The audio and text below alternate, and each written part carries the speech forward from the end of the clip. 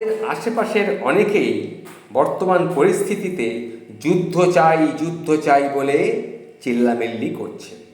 কিন্তু আপনি কি জানেন, যাদের বাড়ির কেউ কোনোদিন সেনাতে ছিল না, মানে সেনাবাহিনীতে ছিল না, তারাই এইসব যুদ্ধের জিগির তুলছে।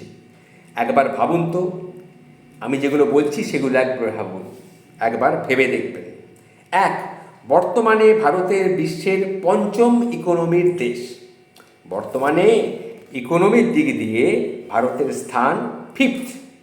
কয়েক বছরের মধ্যেই ভারত হয়তো 3 নম্বর স্থানে পৌঁছে যাবে।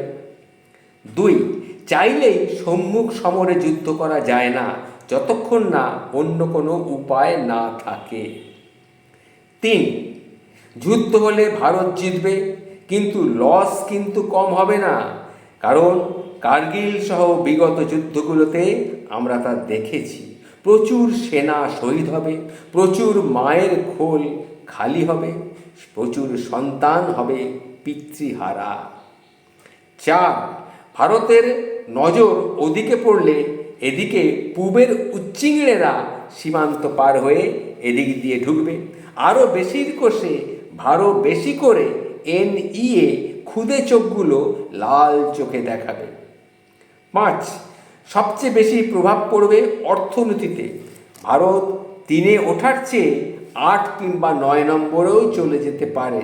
শেয়ার বাজার পড়বে, জিডিপি কমবে, মুদ্রাস্ফীতি বাড়বে, বেকারত্ব আরও বাড়বে, নতুন বিনিয়োগ হবে না, সাধারণ মানুষের অবস্থা ক্রমশ আরও খারাপ হয়ে যাবে।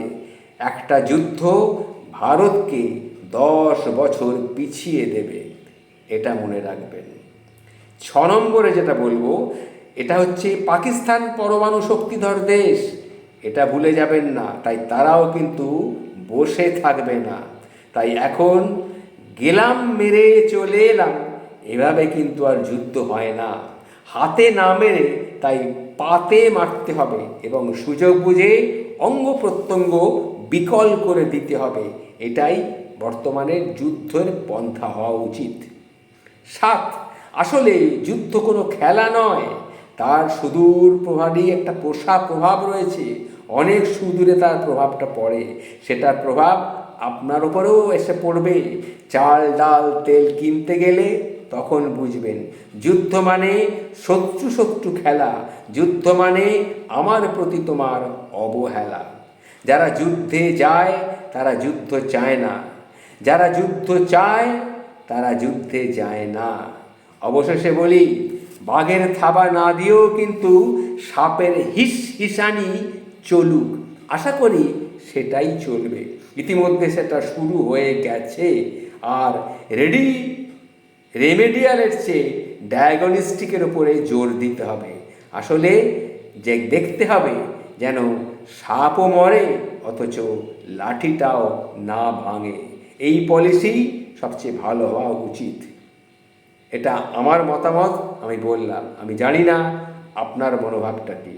যদি কমেন্ট করেন জানাবেন, কমেন্ট করে আপনি কি বলতে চান।